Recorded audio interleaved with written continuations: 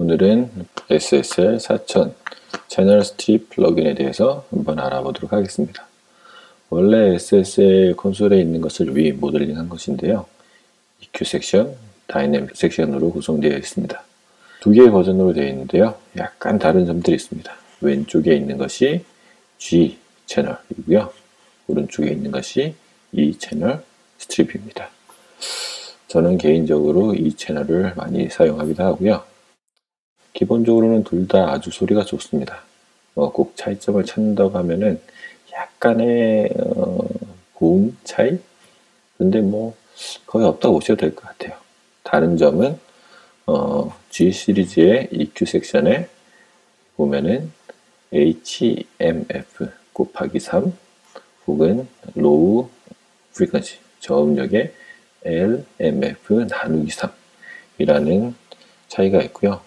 이것은 적용되는 주파수를 확장을 할 때 사용하기도 합니다. 이 외에는 거의 없다고 보셔도 괜찮을 것 같습니다.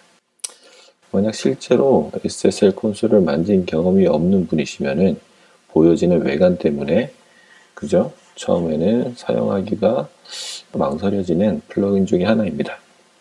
색깔도 조금 화려하고요. 알록달록하고 네, 조작하는 노브들도 아주 많이 있습니다. 그리고 숫자들도 많고요. 그림으로 보여주는 것이 아니라 대부분 숫자들이 있고 그리고 익숙하지 않은 글자들도 많이 있습니다.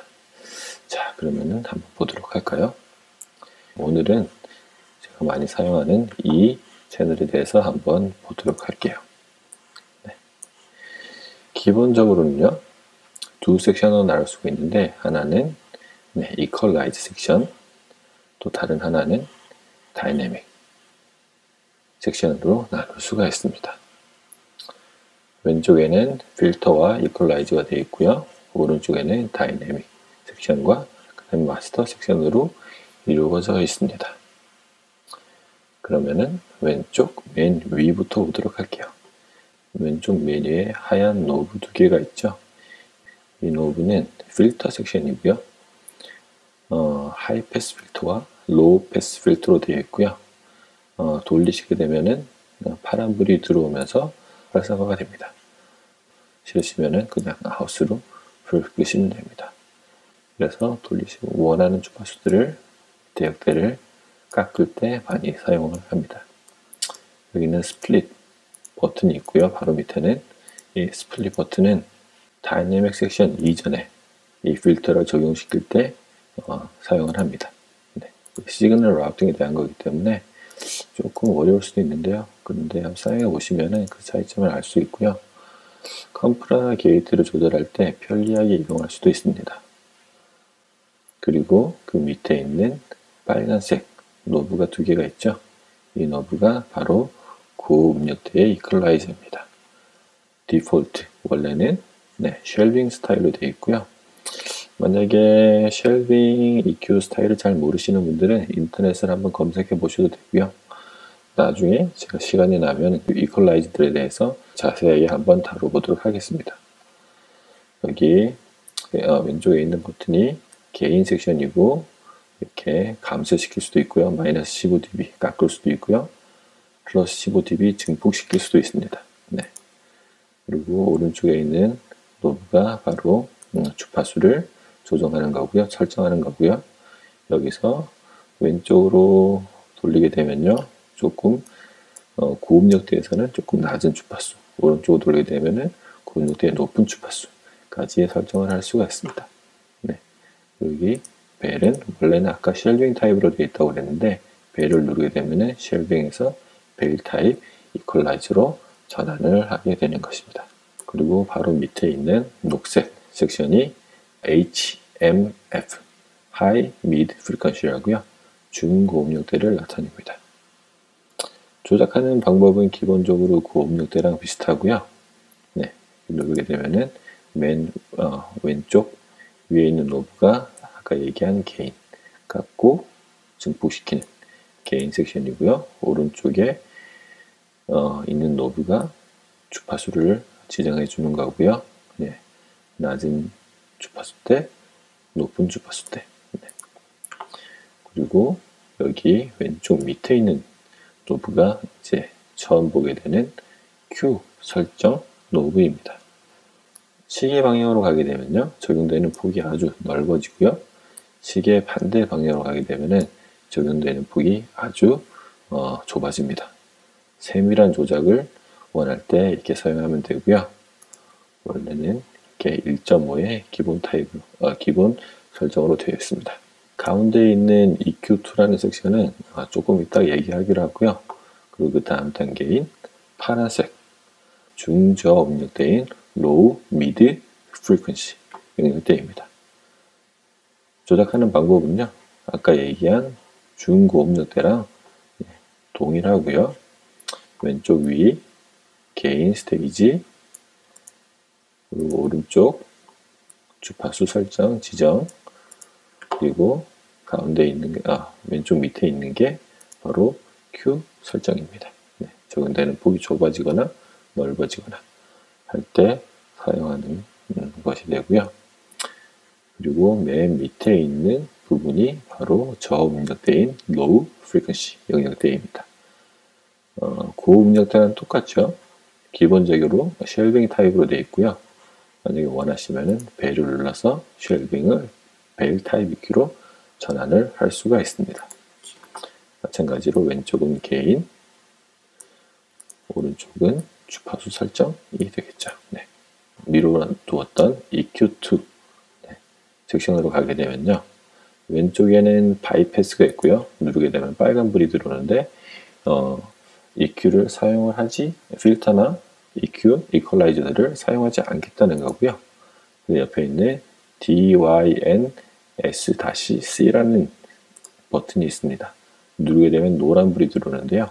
이것은 뭐냐면은 다이내믹 사이드 체인으로 이퀄라이즈 된 소리를 다이내믹 섹션으로 보내겠다라는 신호인데, 조금 고급 기능이기 때문에 처음에 어려우시면은 그냥 지금 스킵하셔도 되고요. 나중에 제가 그림으로 다시 한번 보여드리도록 하겠습니다. 혹은 웨이브스 홈페이지를 가시면은 SSL 채널 시리즈 매뉴얼을 받아보시면은 자세한 그림이 나와 있기도 합니다. 네, 이것으로 EQ 섹션들을 다 이제 보도록 했고요. 그 다음 섹션인 다이내믹 섹션인 컴프레서와 게이트 혹은 익스펜더 섹션으로 넘어가 보도록 하겠습니다. 마찬가지로 위에서 밑으로 진행을 한번 해볼게요. 맨 위에 있는 다이내믹스라고 되어 있죠. 이 섹션이 바로 컴프레서, 하얀 버튼 노브들이 바로 컴프레서를 작동하는 노브들이고요. 왼쪽 위에 있는 게 레이시오, 적용되는 비율이죠. 컴프레서는 말 그대로 다이내믹 레인지를 압축하기 때문에 얼마나 많은 양의 비율의 압축을 원하는지 설정을 할 때 사용을 하도록 하고요. 1대1에서 무한대 1까지 여러분이 설정할 수가 있습니다. 그리고 오른쪽에 있는 노브가 트레시홀드, 뭐냐면은 컴프레서를 언제 작동시키겠다 하는 작동 시점을 설정해주는 노브입니다. 그리고 왼쪽 밑에 있는 하얀색 노브가 릴리즈 노브이고요. 왼쪽으로 가면은 릴리즈, 빠른 릴리즈, 소리를 빨리 풀겠다 혹은 작동을 멈출 때 속도를 느리게 하겠다 이런 건데요.